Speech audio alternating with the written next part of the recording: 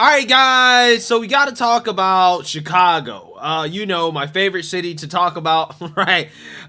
Because Brandon Johnson, the new woke progressive mayor of Chicago, has now taken over, and this is his first Memorial Day weekend, or last weekend was his first Memorial Day weekend, in which that signals the start of summer, where it is usually an uptick in violence in these liberal cities, not because the criminals, right, they want to get outdoors more, they want to terrorize more people who are out and trying to enjoy their lives and be law-abiding citizens. It's not that. It's because the criminals, they need jobs, right? They need things to do. There's not enough activities and things to do in these inner liberal cities, which is the reasoning that Brandon Johnson uses for why these people commit crimes, okay? Not because they're thugs, criminals, raised by single mothers, come from bad homes, and just really, some of them are just bad people. No, it's not that.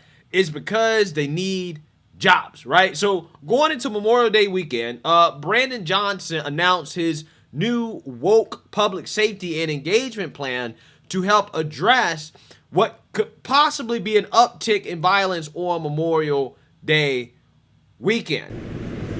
Robin Judy, the new mayor, calling the plan a holistic approach that relies not just on police and city government, but also hundreds of community groups that have received new funding.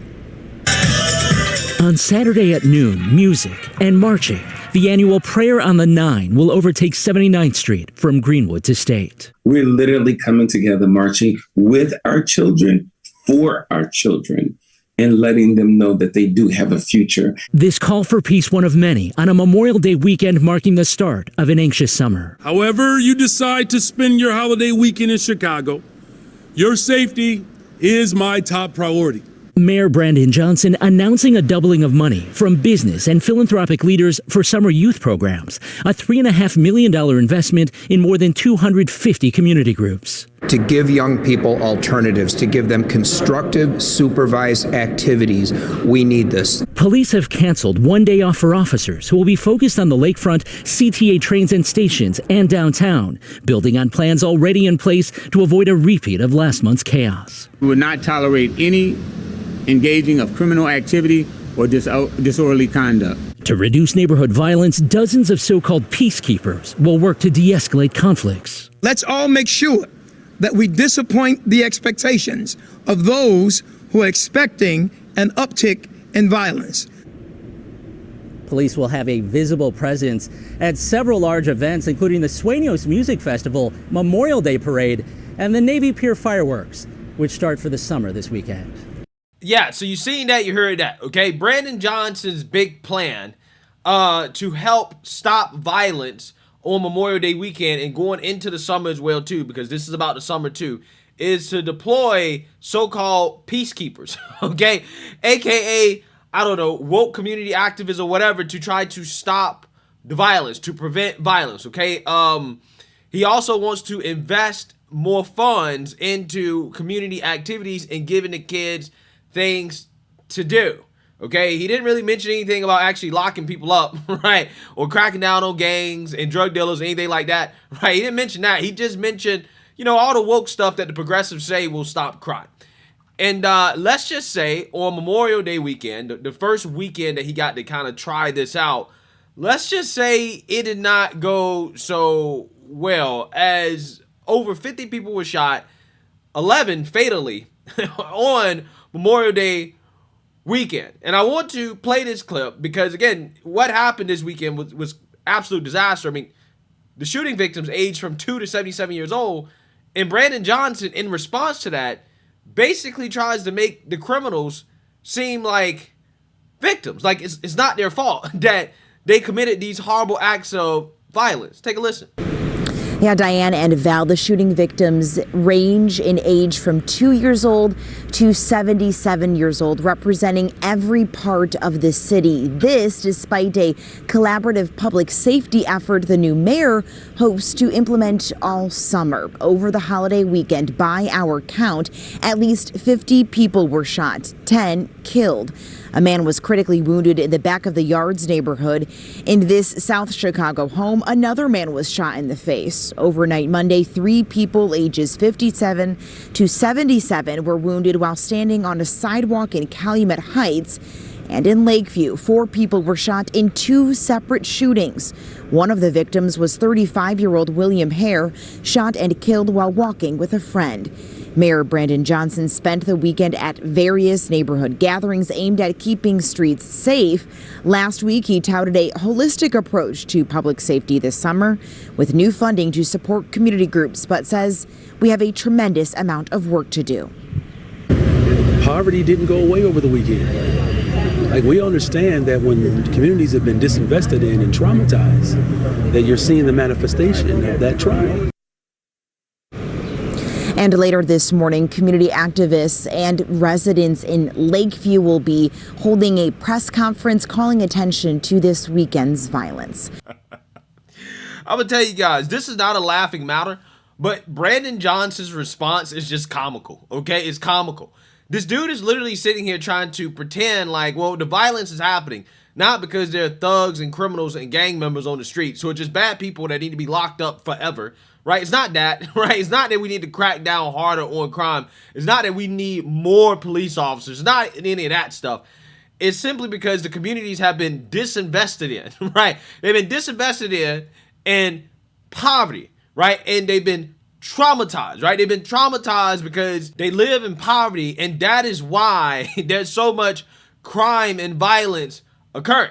Okay, he's basically trying to excuse the criminals as just victims of their lived circumstances, which I guess some of them could be. But for the most part, what you're dealing with here is not poor kids who don't have things to do and who don't have opportunities. They have plenty of opportunities. They have plenty of things to do. There's been millions and millions of dollars that have been invested in those communities for years on end, right? It's just the fact that these people are so violent, okay, that businesses can't survive in the communities, right? You can't invest in a community where you have criminals that are literally going to rob any business that comes into the community out, right? They're robbing them out of business. You can't walk down the street without worrying about getting blown away, okay? As evidenced by the video you just saw where an innocent person lost their life just walking down the street with their friend in Chicago. This guy is so naive. Every time he opens up his mouth, you can just tell he's in over his skis,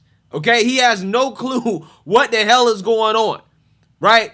This guy is living in Cuckoo for Cocoa Puff La La world. He has no clue the people that he's dealing with, right? The criminals that he's dealing with in Chicago. And it's not just Chicago. It's all of these inner liberal cities, right? For example, Baltimore. Let's go to Baltimore. He doesn't realize you're dealing with savages, okay? You're dealing with straight up savages. Like, for example, let's revisit the story that I've talked about twice now, where you had the teenagers hijack a bus in an attempt to assassinate another teenager, right? They tried to assassinate him, tried to blow the kid's brains out of his head, okay? But the gun jammed up, and that's why the kid's life was spared.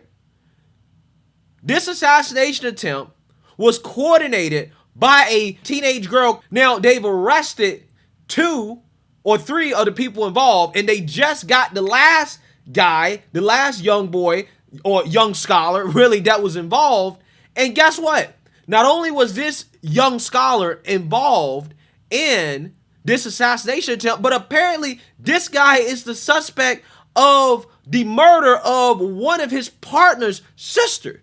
Okay? We're talking about this guy allegedly murdered the sister of one of the boys that he tried to commit an assassination with.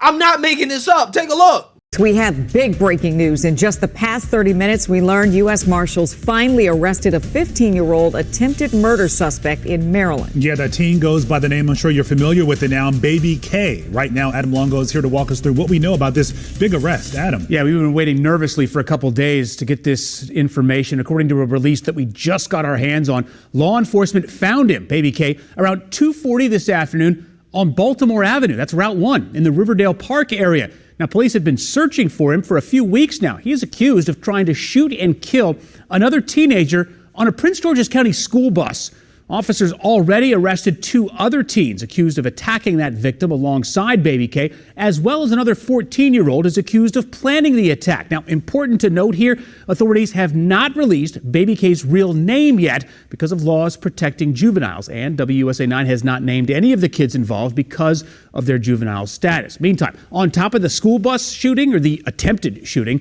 Baby K is also accused of murder in a different case. Listen to this.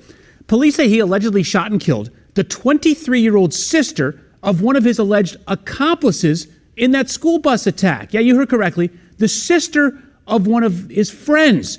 Now, we're told police are planning to hold a news conference tomorrow with more information on this arrest that just happened. Of course, we'll bring you any updates right here on WSA 9 and WSA9.com. You know, a lot of people have been watching this ads, and, you know, the family of this young man who was targeted, they've been living in fear this entire time. So hopefully this brings them a bit of relief. Yeah, and to get the latest on this breaking news. Yeah, so again, this is what we're dealing with, right? In cities like Baltimore and Chicago.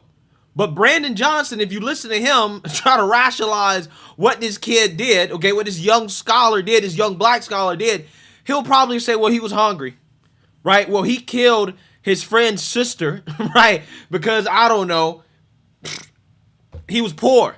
He was living in poverty. That's the way that he was trying to explain it, instead of just calling it what it is. These kids are effed up. They're effed up. Some of these kids are savages. They're too far gone.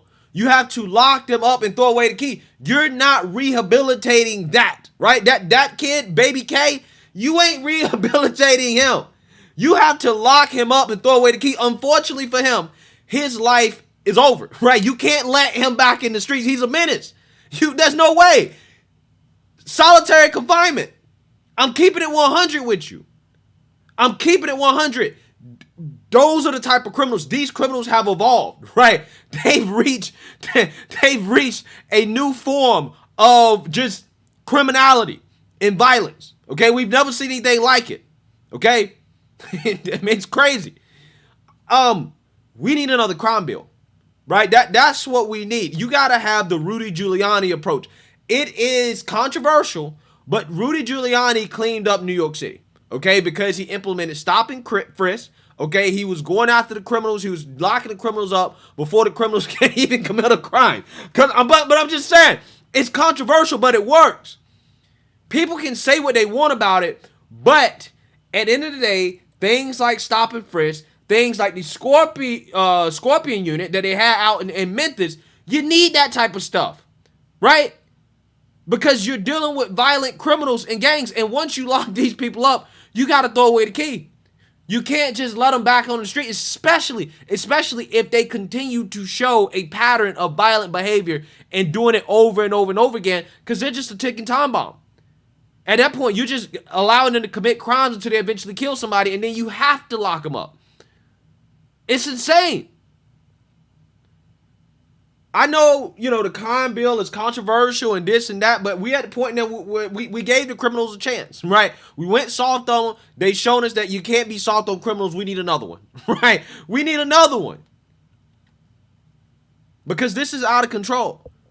Brandon Johnson's over his head. He has no clue what the hell is going on. And I'm telling you, Chicago is going to be a disaster. I mean, it's already a disaster. But imagine what Chicago is going to be 2-3 years into this man's tenure. And see, one of the things I will say, it sucks that people are losing their lives. I hate the fact that young, innocent, mostly black people are losing their lives at the hands of criminals and soft on crime mayors and woke progressive DAs, like the people that are running Chicago Democrats. I hate that that's happening. But hopefully this progressive experiment will show people that this stuff does not work. And maybe, just maybe, they will finally vote for somebody that's going to come in and have common sense that's going to be tough on crime and lock these criminals up, right?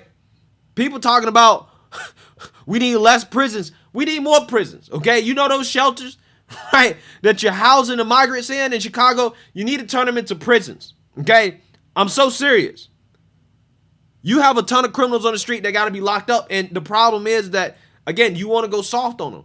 You don't want to actually blame them and demonize them for behavior that, again, is terrorizing the city. It's terrorizing their communities.